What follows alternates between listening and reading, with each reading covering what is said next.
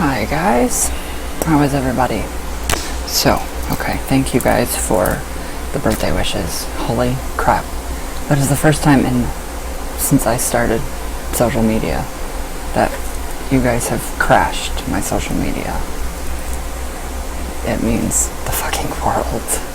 Seriously, you guys broke my social media. I could not get on it for at least a good 2 hours yesterday. 2 to 3, probably 4, because of the unconditional amount of love. So I thank you guys so fucking much. I can literally feel it. It's incredible. It's so incredible. So, yeah, thank you guys. That was awesome. My little hellions, I love you so much. So, alright, Cherokee magic. So yesterday I went over just like a little just history of the Cherokee magic. Some people are very confused. I don't know what this is. What does this mean? I don't like this. It's Cherokee magic, the Native Americans. Just a different branch, sect. So, it's fun.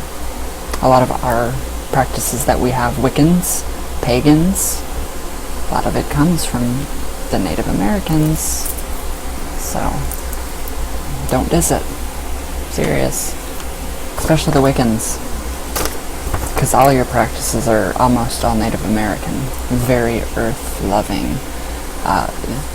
Not as much as the Native Americans. They did not hug trees.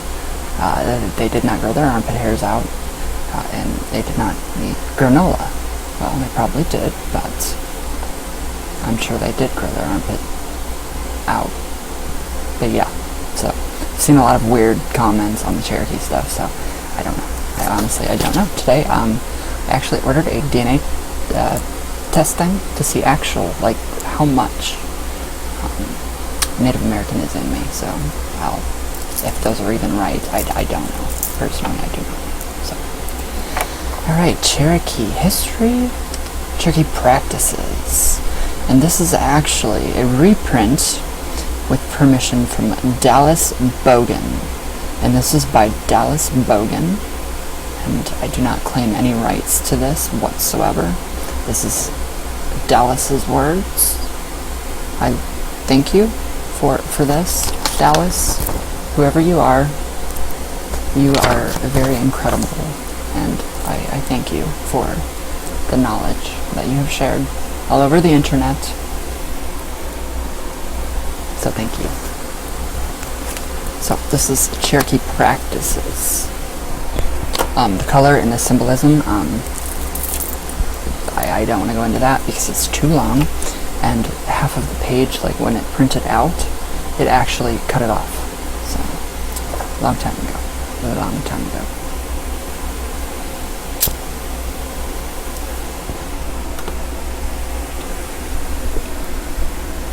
So, it's fucking hot again today. Alright, Cherokee practices. Again, I don't own any of this. This is not mine. This has source. So, Dallas Bogan.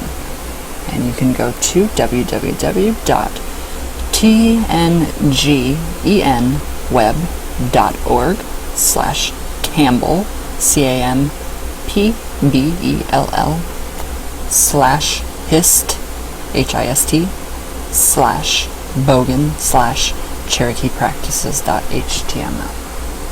That's the source for this.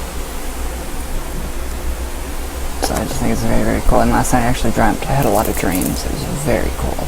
Very cool. I didn't even realize, after doing the video on the Cherokee and just the synchronicities that popped up. It was very incredible. Very incredible.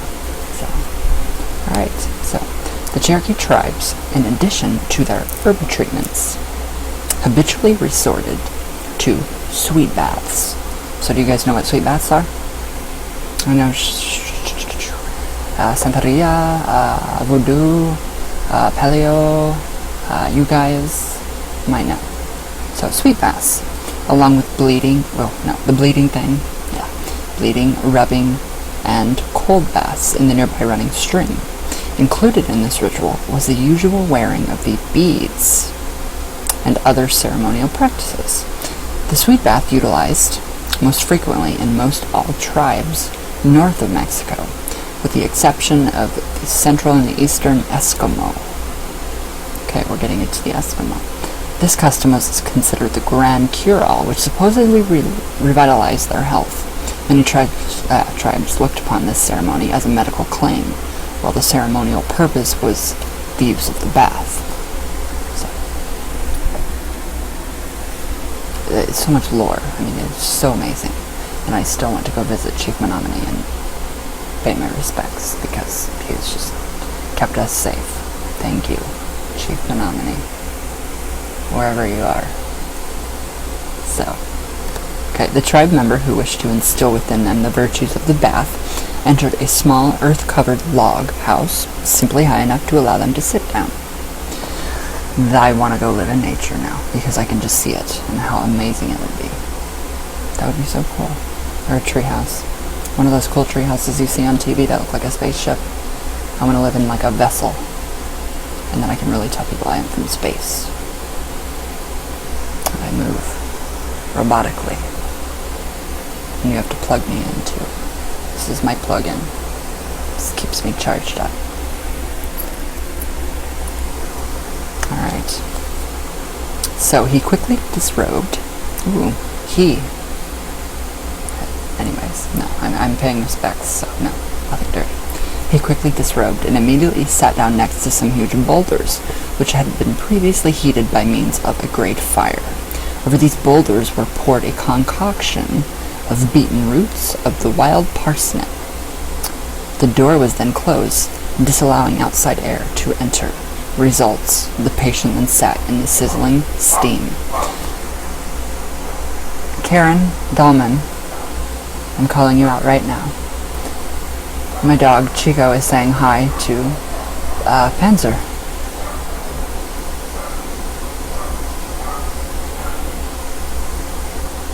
Aww. So yeah. Oh. He's got a lot to say today. He's got a lot to say, a lot more than I do. I spent the whole day with him yesterday. That was my birthday gift. My baby. My demon spawn. Okay, I think it's done. So, a sauna, basically, which would be really nice. Not right now, but I mean... So, his body quickly was immersed in profuse perspiration by the strong fumes of the mixture. The normal Indian procedure was that he possibly threw himself into the stream before resuming his clothing. However, in later times, this portion of the process was omitted, and the patient was saturated with cold water instead. That would hurt. The sweating then took place in his dwelling, the steam being limited under a blanket wrapped around the patient. Common sense. They were very common sense, very practical people. They made sense of everything. And that's just common sense right there. Sweating it out. The smallpox epidemic spread among the Cherokee tribes, the close of the French and Indian War. The sweat bath was then called to demand to ward off the progress of the disease. A complete failure. This resulted in about 300 deaths of the band. That's sad. While many of the survivors carried the marks of the visitation to the grave. So, well, they tried to help, at least. So, the sweet bath, certainly with the accompanying cold water application, was regarded as the great cure-all. This practice seems to have been resorted by the Indian tribes in all parts of the country whenever contacted by smallpox. The whites introduced the giant epidemic, and consequently, due to this mistaken treatment, many died. One old Indian writer wrote that they died like rotten sheep,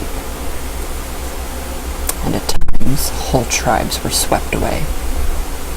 One of the customs to ward off the miserable disease was to eat the flesh of the buzzard, which was believed to have complete resistance from sickness due to its polluted smell, because it's a buzzard and it eats everything. which was believed to have kept the diseased spirits at a distance. Very different. Very different. And I actually did see a buzzard yesterday. That's strange. The synchronicities are very on point with everything that is going on, and I love it. It's incredible. So the Cherokee's art of bleeding was resorted into a number of cases. In particular, rheumatoid arthritis, and in organizing the ball game. The two methods used in executing the operation was bleeding and scratching, the latter resulting in the primarily rubbing on the medicine. So this procedure consequently brought in direct contact with the blood. The bleeding was performed when a small cupping horn, thus the suction was applied in the ordinary manner, and scarification with a piece of flint or piece of broken glass. With the drawn blood, the shaman declares that he has found, like a minute pebble, a sharpened stick, or other just rarities. He repeatedly pretends to suck out such an object that he has asserted has caused the evil within the patient. We have that now. That is called psychic healing, or psychic surgery, which I have many doubts about. Have you guys ever seen all that stuff on TV? I remember when I was like 7 years old, 8, 9, watching, I don't even know if it's on anymore, Unsolved Mysteries, with William Shatner, the amazing guy. Yeah, a lot of that was on. Mysteries at the Museum, a lot of older shows give reference to a lot of this.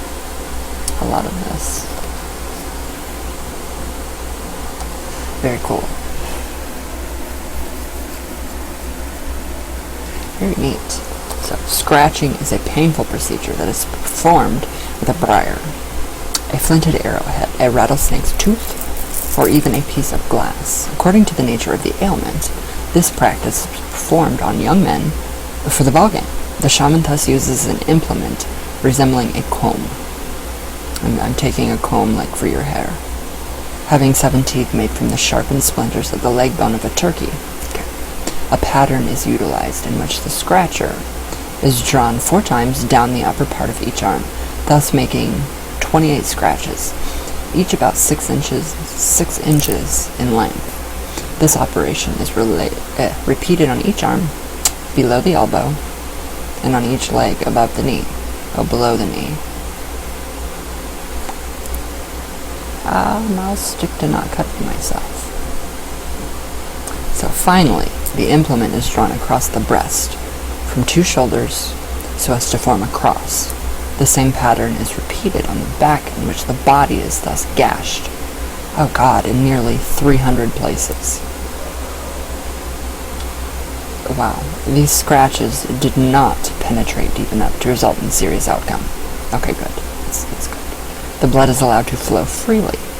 The medicine applied approximately in the wounds is intended to toughen the muscles of the player. The patient then plunges into the stream and washes off the blood. In rheumatism and other local diseases, the scratching is restricted to that part that is infected of the body. So you could kind of see, like, say my left arm has been sore for a long time. So I guess they would take and scratch it and then rub the sacred herb into the cut to actually help the muscles. I don't know. I would not do that. I would not recommend any of this to anybody. No cutting yourselves, guys. Please. Please. For me. Okay.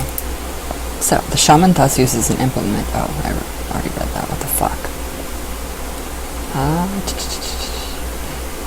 Alright, where'd I go? Okay, the patient then plunges into the stream and washes off the blood. Bacterial infection and all that good stuff, so don't do that. Don't do that.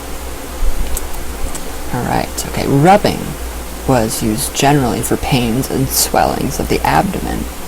This method was employed with the tip of the finger or the palm of the hand.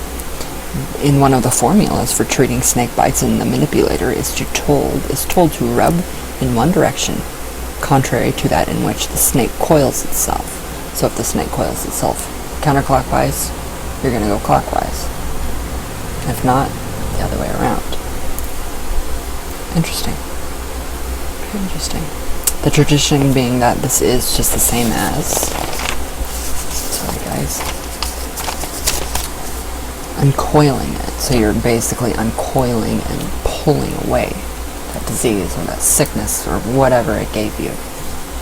So blowing upon the part infected as well as upon the head, hands, and other parts of the body is an important characteristic of the ceremonial performance. In one of the formulas, it is specified that the doctor must first blow upon the right hand of the patient, then upon the left foot, then upon the left hand, and finally upon the right foot, thus making an imaginary cross.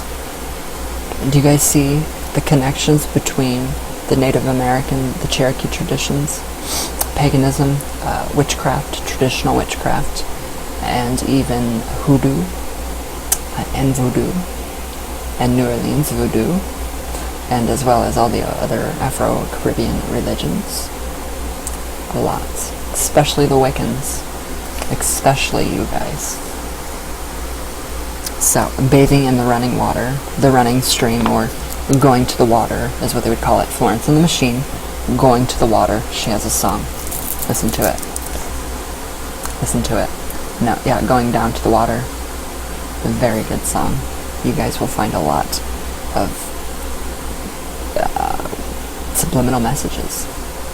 Good ones within that. Very, very cool. So, as it is called, is one of their most frequent medicine or religious ceremonies. So this practice is performed on a great variety of occasions, such as at each new moon, before eating the new food, at the green corn dance. Okay, do I have any Native Americans on my channel? Or Cherokee? Anybody? Green corn dance. I know what green corn is. Everybody knows what green corn is, especially the Amish. So, would that be in reference to what I'm thinking, as in green corn? Because I know that was used. I know that was an integral part of their medicine and in their peace pipes. So I'm not sure if green corn is referring to, like, actual green corn or green corn. Mary Jane Holland.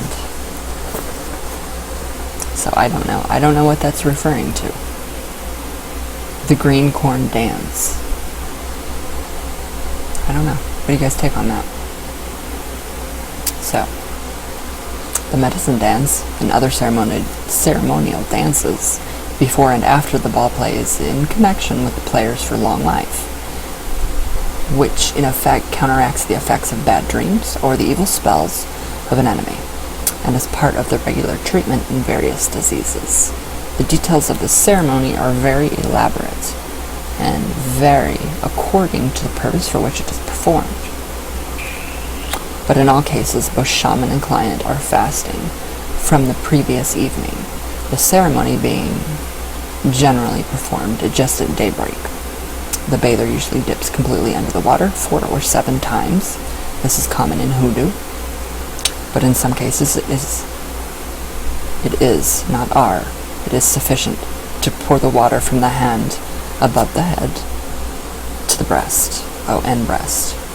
And the ball play with the ball sticks are dipped into the water at the same time. While the bather is in the water, the shaman is going through with his part of the performance on the bank and draws omens from the motion of the beads between his thumb and finger, or have the fishes in the water.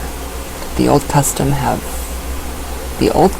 have expired. However, they have gone down in history and have been recorded for the present generation as well as future generations. How cool. How cool is that? So the bathing and going to the water and the bloodletting, all to the sweet bath, that's all been taken by our traditions from the Native Americans, the Cherokees, and placed within our faith systems, our magical practices. So I can understand kind of where the Native Americans are coming from when they hate us. I really can. I feel bad for them. I don't feel bad for them. I have compassion for them.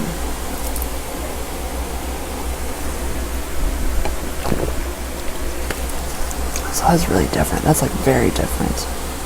Very, very, very different. Yeah, I like it. It's getting me, this series is getting me, personally. It's my creative process. And you guys are just along with me for the ride.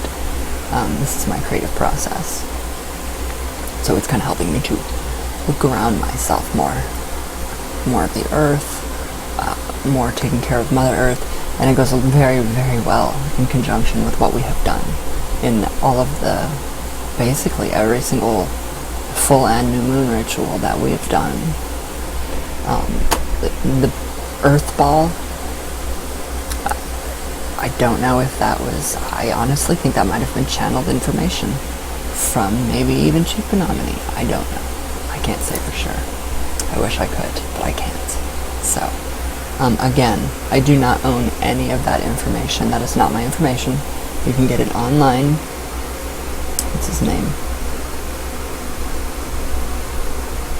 Dallas Bogan. Thank you. So, all rights, whatever. Legal rights are yours for that. But I just love it. I think it's so incredible that it's mixing with what we've done before.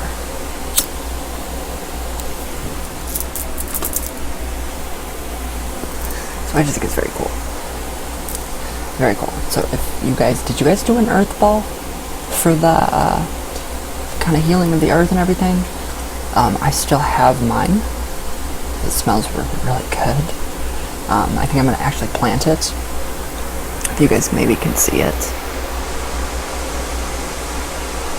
No, you guys can't see it. Not at all. It's right there though. And then that pot that you guys told me to put in the river, I can't because our river is raised. It has risen so high that it would probably just overflow out into the streets. So I don't know what to do with that bowl. I don't want to plant anything in it because it's starting to stink really bad. So I don't know what to do with it. Do you guys have any suggestions? It's disgusting. It smells like, I don't know. If that's what death smells like, forget it.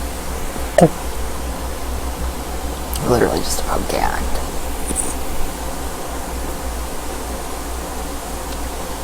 So, it's so amazing, the connections. I'm really, really, really wanting to hop on the board, the Ouija, and see what I can get from Chief Menominee. Or I don't know how they believed in spirit communications. So I guess I do have quite a few friends that are the Pokagon tribe. I could guess I could ask them, and maybe they'd have a better idea of what I want to do. I would really love to go out, pay my respects to him, and give him some Indian beads back into his hand because the statue is Chief Menominee. He was the chief of our entire everything area.